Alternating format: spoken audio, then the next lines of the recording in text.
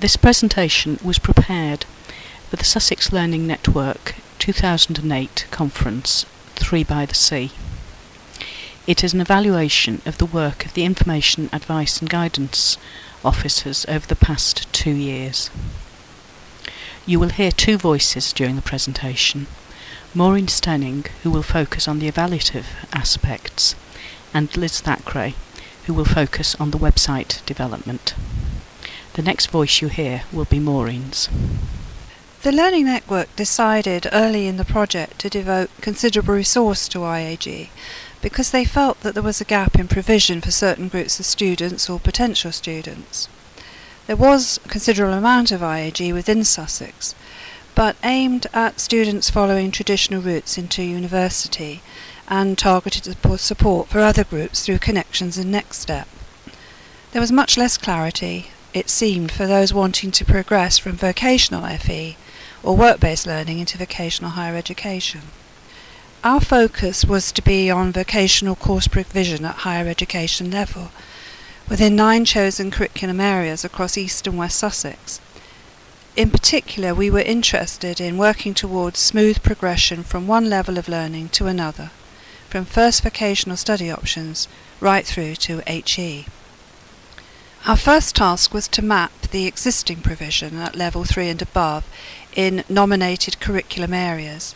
Each member of our team was assigned 1 or more curriculum areas. The work took a very long time. Some difficulties were specific to particular subject areas, but many were common between disciplines. Some of the difficulties we faced included an immense number of courses sitting within the same subject area.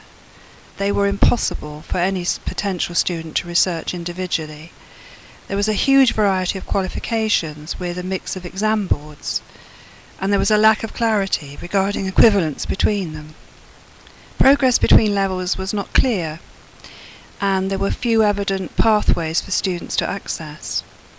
Entry qualifications were sometimes unclear and occasionally contradictory, and that was particularly so around mature student entry. The terminology used was also really not very clear, particularly in regards to full-time and part-time, for example.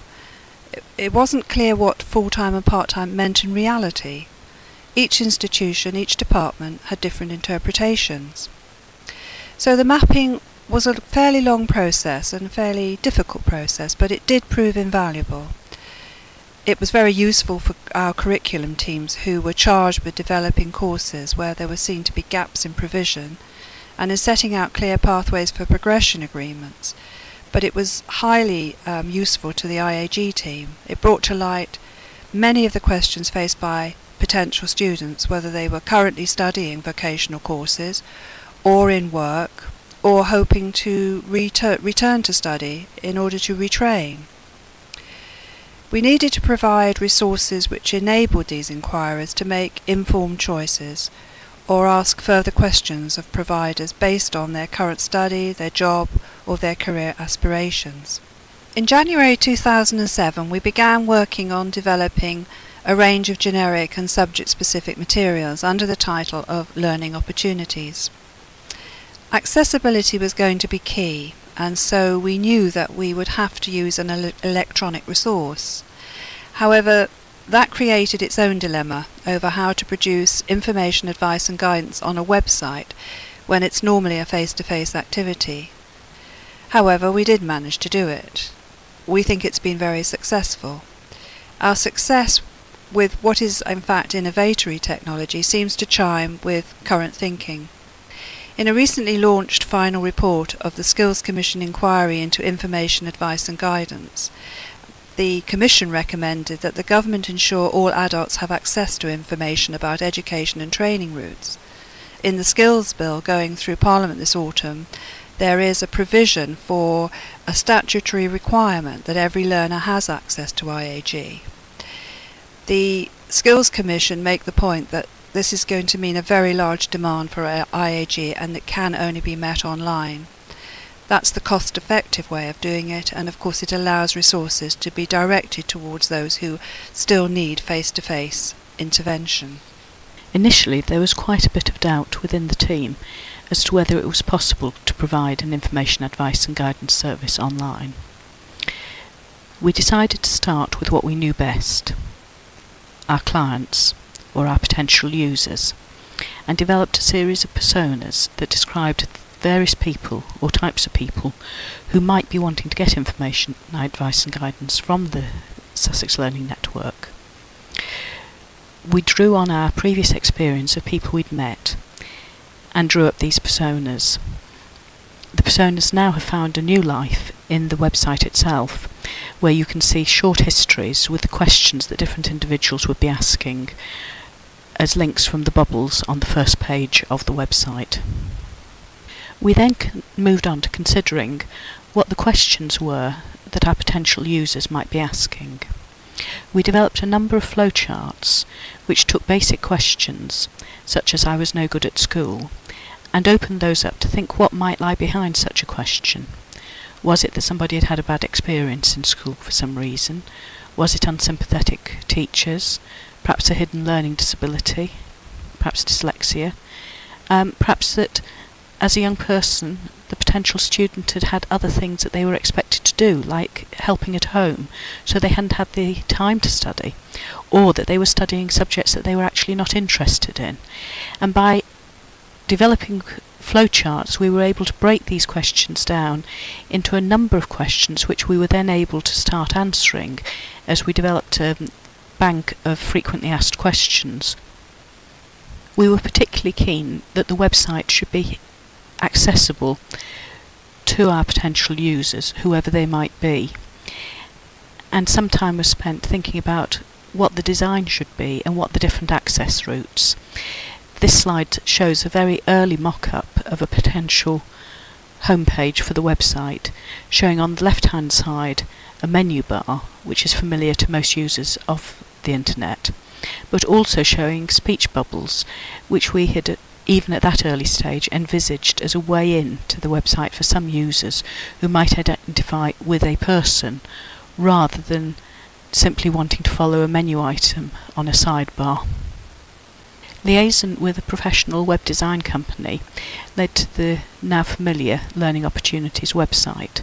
It's possible in this screenshot to see that it does lend some of its history to our own thinking, but with the expert touch there's a design element that we could never have achieved on our own. Perhaps the key thing that the design company was able to offer us was the suggestion of incorporating a personal planning pack. This was something that they had used on a previous project which had been concerned with offering holidays in the Caribbean, where it was possible for somebody who was visiting a website to collect together the different pages they had visited, and then at the end of their visit to be able to download the whole package of the different things that they had looked at in a single PDF document. The website offers this facility and has proved to be one of its most popular facilities. One of the chief advantages of this is that it's unnecessary for visitors to the website to print pages as they go, plus the fact that the user has a record of all the information that they have looked up during their visit to the website. The end result is that we have an information advice and guidance product which is personalised, which is online and interactive, which individuals can use to meet their own needs rather than to receive answers to questions that they don't want to know the answers to. There is a paper version of most of the facilities that are there on the website available, and that the information is accessible, accurate and up to date.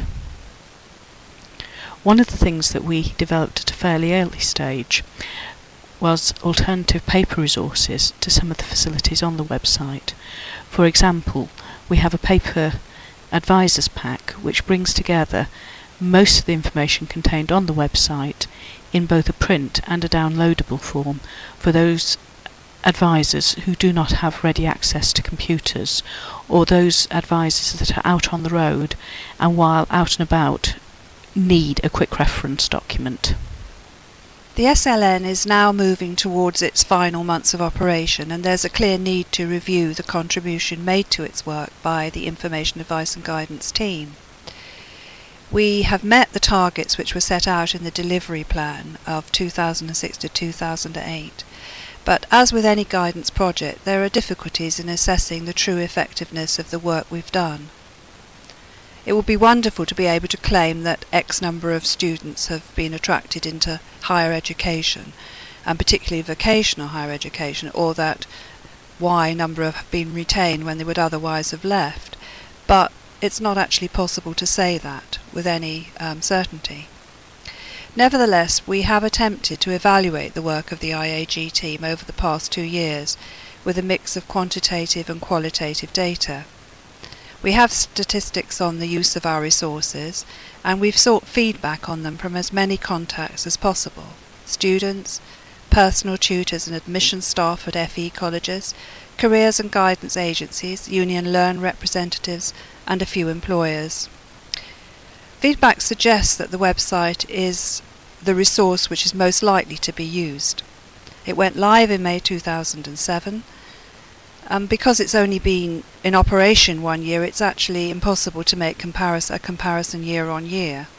It currently receives around 6,300 page views per month, which is a strong showing for an IAG website which covers only Sussex.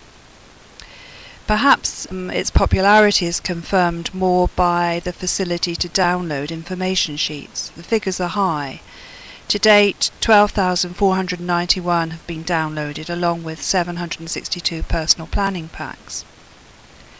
When we asked people about their use of the website, some of the advantages they mentioned were the ease of navigation. The pages are well laid out, visually appealing and easy to understand. The ability of the website to clarify, particularly in making clear the number of alternative routes to reach the same destination. The ability to build confidence. It strives to deal with numerous barriers to learning. One quote is that the website would be interesting to many clients who hitherto may have thought many of these options out of reach. But probably the most often cited advantage has been its usefulness in bringing together a large number of issues in one place and providing numerous links to helpful sources of information. Information is in one place rather than having to search through hundreds of different websites, was a typical comment. A number of practitioners are now using learning opportunities with their clients. FE colleges are enthusiastic about using it with their students. It's proving a positive help in guiding students through decisions about continuing higher education. Student advisors find it particularly helpful to have a great deal of information on one site, rather than having to search through many different websites.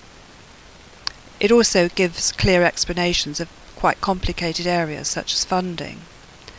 Guidance practitioners commented on the usefulness of the advisor pack in particular. The advisor pack gives all the core information needed in one easily accessible place, and a number of practitioner groups have downloaded the pack and keep paper copies handy for reference. During the gathering of feedback, we were given a number of useful ideas for refreshing and developing the website. For example, additions such as local information for ex-offenders with a link to the Offenders Learning and Skills Service. There was a small amount of negative comment on the fact that the database covers only Sussex and is therefore of limited use for students looking outside the county to progress in their studies. But our initial brief was to produce the website related only to Sussex, and if future plans are realised, then the website will be expanded to include a very large area of the South East. One respondent considered the lack of graphics, the lack of human faces, a missed opportunity. However, a positive of the website has been its uncluttered look and ease of navigation, and we would want to preserve that. Print resources also received positive feedback. We distributed around 5,000 packs of leaflets across Sussex during 2007, and a further 5,000 copies of the revised booklet, which is currently in production, will be distributed as well. In addition, the same information sheets are available from the website, and currently an average of 1,900 information sheets are downloaded every month. The printed materials have been judged simple, clear and well focused. The finance leaflet in particular has been very popular. It deals with a very complex area and has been seen as extremely useful for a wide audience, advisors, students, and often their parents too. The foundation degree leaflet has also been a favourite. There have been a few negative comments on the generic nature of the leaflets, but our aim was to make the leaflets as helpful to as wide a range of people as possible. And each leaflet points the reader towards a more individualised and specialised sources of help. One respondent thought printed materials would be better published within one single booklet, and this is the format we've adopted in the revised version. It wasn't sufficient simply to produce materials, it was also necessary to raise awareness of them. And the IAG team have been involved in over 40 staff development sessions since October 2007. These have ranged from one-to-one to audiences of 50 plus at some school meetings. We've also talked directly to learners at open days and careers events, and met with employers at business fairs. The feedback on presentations suggests that they've been effective in getting across the information we wanted to in an interesting way. Having an expert to answer queries face-to-face was valued by a number of participants. When we went to sixth forms, we took along a student ambassador with us, someone who was actually currently studying a vocational course in HE, and sixth formers appreciated having a student to talk about their own experience of vocational learning. The materials we used were generally endorsed. The pub quiz format was a particularly good way to consolidate learning for groups of sixth formers. Case studies worked well with other groups, but there was a suggestion that we needed to increase the number and range of scenarios covered, and we will certainly try to do that in future. These presentations reached large numbers of people, but we also were engaged in one-to-one meetings, and they were very useful in disseminating our resources. Participants considered them particularly helpful because they used a hands-on practical approach to finding out what the website could offer, and the demonstration was made relevant to the individual by the IAG team member going through the website in a personalised way. During the past 12 months, we've developed the website further. Perhaps the main thing to mention is the new interactive tool, Sussex Routes, which is an interactive progression agreements finder, which can be used by potential students within Sussex to discover what courses are open to them based on the qualifications that they currently have, or alternatively where they can find out what courses they need to pursue in order to attain the qualifications for the career that they wish to follow. This interactive tool has also been produced for us by our web design colleagues. Recently we have begun to incorporate career-specific information on the website. This is due to a demand that we found that people want to know what jobs might be available to them as they continue with their education, and we've been fortunate there in being able to work with Aim Higher and being able to use their key routes information sheets.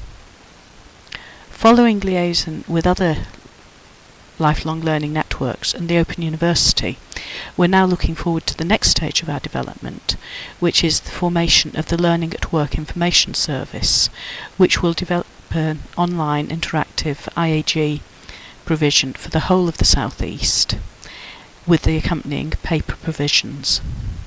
An exciting development indeed. Having heard about the work of the Information Advice and Guidance Officers, we hope that you will want to visit the website and to see what we've actually done there, but also that you might like to have a look at our print materials.